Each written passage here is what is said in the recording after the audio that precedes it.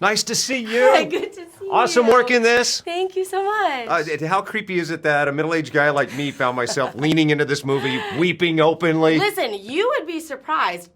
This is the exact reaction that I get from most men that watch the movie. First of all, they say, "Oh, yeah, my girlfriend, my wife, like they love the movie and they thought it was like really cute." So like and they said you have to sit in and you have to watch it. So she made me watch it and we were sitting on the sofa and I was watching it and it was really cute. That's what they always say. They go, "It was really cute." So I'm not alone. You're not alone. I need to not be shamed for my love of this movie. No, don't be shamed. Did you have any idea, and I think you probably did because the book was so successful, that the first movie was going to land as big as it did? No. I knew the book was so successful, but no one had even bought our movie. Like, we made the movie not even knowing that anyone would even see it. We didn't even know if anyone would see it. Huh. So we were hoping, but in no world did we think that it would be received the way that it was, because we didn't even think anyone was going to see it. You know what I'm saying? And that was just really shocking and refreshing and overwhelming. And I'm so grateful. I really am. Like, the people that watch the movie, they're so loving and kind. Sure. Yeah, having talked to you for that and X-Men and other things, you are kind and gracious and grateful for everything. But how do you handle it at the end of a long day when you get stuck next to, like, a crazy fan on a plane? Or how do you handle it? I am very much a homebody. I pretty much never leave my house, and I've been that way since I've been a little girl. And I'm not gonna lie to you, there are days that are way harder than others, and there are days where I feel overwhelmed and I feel scared, and I feel, yeah, those are those days, but I wrap myself in a blanket, and I have a really good family, and I have really good friends and a great support system. Sure. And I typically, to unwind, read a thriller. I almost exclusively read thrillers and, like, murder mysteries and all these horrible things that are... my family's like, Lana, if the book has murder, girls, or, like, trauma in the title, you're reading it. But it kind of, like, relaxes me in a weird way. So that's a way that I can unwind, yeah. How do you keep the secrets to the plot? I mean, I know the book is out there, and it's probably not going to vary too much with the third movie, but do fans come up to you and ask you about this or that, or try to steer the ship? Yeah, absolutely. I mean, I think a lot of the time it's journalists who are trying to steer the ship and get me to, like, spill some things, but... Maybe it's me. Maybe I'm the guy. That's right. No, but I think that I have people here that are like, I feel them, and they're like, don't you say anything, Lana, don't you say. So that's how I don't spill anything, and that's how I don't spill secrets, because I don't want my publicist to be mad at me, you know? All right, so 20 years from now, if we unlock a time capsule that you've planted something in from this movie, what prop, piece of wardrobe, what memento is it? After we wrapped 12 Boys P.S. I Still Love You, my makeup artist, she spent the whole entire time creating a scrapbook with pieces from the set, little mementos, and pictures of the crew and myself and like candid shots. And she made that scrapbook, and then she had every crew member and cast member write a love letter to me. That is awesome. I can't wait to see the next one. Thank you so much. Good to see you. Gosh, X-Men, what a ride.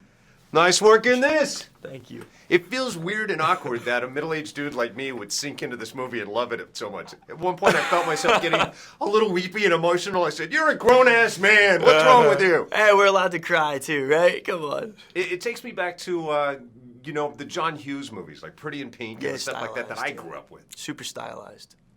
Did you have any idea that the first movie was going to explode to Absolutely the extent that not. it did? Absolutely not. Sorry, I cut you off. But no, I mean, I feel like a lot of people told me that it was going to. And I kind of just, I don't count my chickens before they hatch. I don't like to do that. And I knew that I poured my heart into it, and that Lana did too, and that we cared deeply about the project. And it was an independent film. And it was when Netflix acquired it, it was before Netflix had shot to the top of, everything. So, I thought it would do well, but I didn't think it would be what it is and what it was. It's not like you were a rookie at the time you entered in this. You had done some stuff, hitting the same audience, But at the same time, talk about how your life transformed the first time you hit public after this street. Sure, yeah. I mean, you go from having a couple 100,000 followers, which is a lot, to having millions. And what that changes is it changes your public experience when you're out in public and you're not in the privacy of your home. People look at you and like talk about stuff. Right. There, and you got more friends everywhere. But and then you get more opportunities as well since the film has come out. Since the film has come out, I've been able to meet people that I'm big fans of, or producers and writers and directors, and I've been able to sit in rooms and learn and even be listened to. And so you really get access to creatives that you wouldn't have had, that I didn't have access to before. Right. Of course, except on the Fosters, of course. Talk about the fan base. Are they jamming you up, trying to steer the ship? Saying, look, I know how the book goes, but I want this to happen. No. I haven't heard anything like that.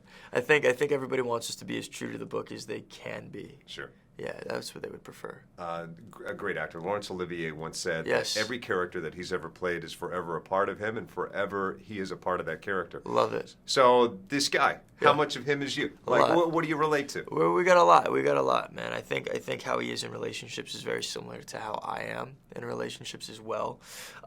We differ in the sense of he's a lacrosse player. I don't play lacrosse. Lacrosse is a wild sport, and I was never tough enough to play that sport, I don't think. Right. But Peter's a very loving and nurturing dude, and compassionate, and he's not so self-aware, but he tries very hard, and he cares about people deeply. Yeah, and I sense that in you. Everything I've read about you seem like a really caring, compassionate kind of guy. Oh, thank you, man. So if we were to take props, wardrobes, something from this movie in a time capsule that you'd want to dig up 20 years from now, what would we take? From this film? Oh, it would have to be from the first if it was something, and I think what it would be.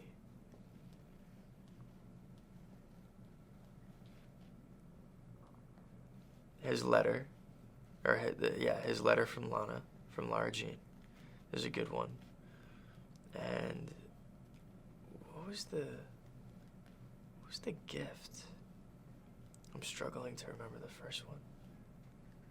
No, I think the letter will work. There's such sincerity in the thought that you put into that answer. That means a lot. Thank you so much. Yeah, of course. I've been doing this for most of my life, and it's hard to believe that I sat opposite a young Robert Downey Jr. when he was your age. And I can totally see you having that career path. And congratulations on everything in advance. Thank you so much. Good to see you, pal. Appreciate it. All right. Nice to see you. Nice to see you. How you doing? Look at the threads. Look at this suit. You look Thank amazing. So much. I appreciate it, man. Likewise. You were, very, very dapper. I love the blue. Are you kidding me? This was on Amazon about 15 minutes ago. Was it really? Just, oh my God. just arrived in Fits a like box. a glove. Wow. Does it come with a tailor? It does indeed. Awesome. Congrats on this. Thank you so much, man. I'm really excited for everybody to see it. You saw it yesterday. I saw it like I Saw it a while literally ago. in credits rolled and I walked into this room. I just saw Oh, it. you literally just watched it. Exactly. Whoa. Wow. I- First one. Fresh yeah, take. There are probably still fresh tears. I'm still weepy from Can I this ask movie. you how you felt? It is remarkable at how much a middle-aged guy like Yeah. me leans into these movies and love gets that. wrapped up in it, and I'm on the edge of my seat, and I'm weeping when I'm supposed to be. I love that. Well, I mean, that's the genius of Jenny Han, I think. Sure. Yeah, I mean, I think that she has created a very pedestrian film that's about human beings and feeling feelings, right? And understanding what they are, building emotional intelligence and recognizing the situation that you're in, and then figuring out how to navigate that, right? Like there's things in this film that I feel like, if I'm talking to my niece or my goddaughter or my nephew or my little brother or my little sister, like there are things that I can say that I've learned from experience as an adult that like might be really difficult for them to hear and digest and feel out. Where if they can see something, I'm a visual learner, so I can understand this as well, where they can see something and relate it and go, oh, whoa, a crossroads. How does she navigate this?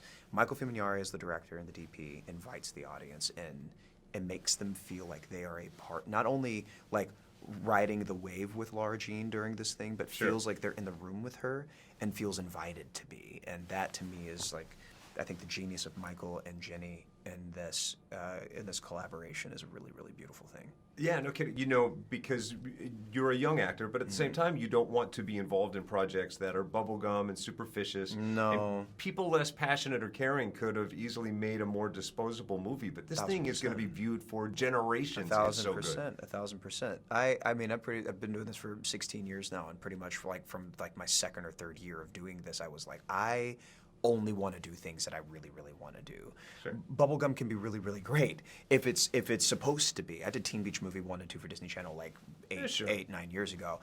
It was supposed to feel the way that it feels, but Right. that's the fun that is made where these films are concerned. Where this one is concerned, like I said, it's human. It's about humans, and it's about a whole plethora of feelings. I mean, John Corbett's character falls in love, single father in a predicament in his life, figures out how to manage and be and maintain and have some happiness and some joy in his life, but wants to be able to share that with somebody. There's somebody right under his nose across the street, and you get to see that and root for that as well. I mean, there's all sorts of things, which is why I don't think that there's a demographic. You can say middle-aged man feeling feelings over the thing, but I think that it's just honest, and I think that is what is encouraged where this film is concerned. You mentioned nieces and some young people in your life. Yeah. What's the lesson, the takeaway from this? What's a good morality tale that they can walk away from this movie with? Timing is everything, and you can't fault it. Amen. It's real. That's true, bro. Awesome. Thank So you. nice It's to very see you. nice Congrats to see you. on everything. Thanks a ton. I appreciate it. Good to go. Hi. So nice to see you. Nice to see you. Congratulations on another one down. Thank you so much. Talk about the genesis. Talk about going into this and all the pressure on getting it right on the screen. Honestly, for this one, I didn't feel pressure. I think that the reception on the first movie was so amazing and such lightning in a bottle that I was like, you can't go into it trying to recreate that magic. You just hope that the people who loved it will also love this. I think you thought the first movie was going to be successful just based on the audience leaning into the book hardcore, but did you have any idea that successful? No, I think that it was beyond what anybody could hope for. It was so magical. And now we're just everything that comes after is just a cherry on top. Talk about when the cast starts coming together and some of these things that were just notions or thoughts are all of a sudden real and living and breathing. I mean, for me as a writer, it's very surreal because it goes from me, alone in my apartment, sitting on my couch with a notebook and a pen, to then being on set and seeing all these people running around, working hard with equipment and spending their time Sure. on the story that I wrote. Can you go back to the absolute lightning strike genesis of the moment that this was a concept? Well, kind of, because I actually wrote love letters when I was in high school to boys that I was trying to Sure. find closure, and never sent them. I put them in a hat box, and I thought, what would have happened if someone had sent those letters? And you're just like, oh my God, it's so embarrassing, and that's how the germ of the idea began. I had always wondered, did you save those letters? Yes, I you? did. Oh, really? I saved them, and then at the book launch for To All the Boys, I was like, oh, wouldn't it be funny if I read from one of my letters? Yeah. And I think that I'll do it on tour. I'll just do it. It'll be a funny thing. And I got up there, I started reading the letter, and everyone was loving it, and they were all laughing, and I just felt like my face was so red, and I was not anticipating to feel the same embarrassment and emotions because it's so private and personal, just for my eyes only. Sure. It's like reading your diary. So I never did it again. No, I'm so curious. Did you uncover any of the guys? Did they come forward to say, "Hey, was that me?" Or did you? I mean, some people were definitely speculating and Right. I was like, don't flatter yourself. There's only one Peter Kavinsky, and that's in the book. It's not actually based on anybody. Right, an amalgam, if anything. Exactly. Is there a scene in this movie particularly? Because I asked you the same question about the last movie, where you've written this, but there are a lot of other creative processes before it hits the big screen. And so sometimes those things go a different direction than exactly how you pictured it. But is there a moment in this movie that is nailing it precisely the my way you wanted it gosh. to go down? So many moments. But for me, I think the treehouse was just it felt like all the pieces were just there, and it looks beautiful, and I love all the drama happening in that scene. It's kind of like your past and your present, everything's colliding at once. Sure. So for me, that is one of my favorites. You have such a great style, because I know it tends to lean towards the YA audience, but it throws a much broader net, and it makes middle-aged guys like me uncover moments of their adolescence, and takes me back to my youth, and I appreciate you That's so such a much. compliment. Thank you so much. So good to see you. Thanks for your time. Hey, congrats on this. Thank you so much. Talk about your genesis, your involvement in this. Yeah, so I produced the first film as well, and I read Jenny Han's books, and I knew this was something that I was really amped to make, and I just cold called her. And I said, Right. "Can we get involved and let us produce these into films?" And so we bought the book and took it from there. What I love about it, well, let's back up. So you got the book. Did you have any idea? Certainly you knew it had exploded with the YA audience in text, but did you know that it was going to translate to be this juggernaut of a movie? You never know. I think we just wanted to do justice to what she already had going for her in the books, right? Right. And I think once we started casting and we started developing the screenplay, and we found Noah Centineo, who had this amazing old-fashioned star quality, and you had Sure. Lana Condor, who's so charming and bubbly and has perfect comedic timing, and then you put that together, we were like, oh, we got something. And I think from day one, we knew if we did our jobs right, that these two movie stars would be pretty special to teens. What I love about it as someone that loves film and also produces is that someone who was less passionate about the material could have easily made a disposable movie, thinking, a generation from now, no one's going to care about this. You've made a film that people will be talking about for 20, 30, 40 years, generations from now. Thank you. Thank you. The substance that you put in it, the directorial, the DP that you've hired on this, the transitions are glorious. Yeah, thank you. We were fortunate enough, Michael Fimignari and I have made a bunch of movies together, and Sure. he was the cinematographer on the first film. He's now directing the second film, and we've built a little family. And I think it was our, Sofia Alvarez, who wrote and adapted these books. She Right. was working very closely with Jenny Han, and again, this whole team that we have, we're very fortunate to continue to, build off of what she already had in the books, and there's 3 of them, so we wanted to do our best to create a franchise. You're not exactly the demo for the product, but at the same time, I bet there's something you can relate to. I bet it takes you back to your adolescence in every step. I think everyone can relate to firsts, right? First love, first heartbreak, and all of those feelings you have in high school. And I think for me, I grew up on the John Hughes movies, and so I felt like there's not enough of these types of films being made for today's market.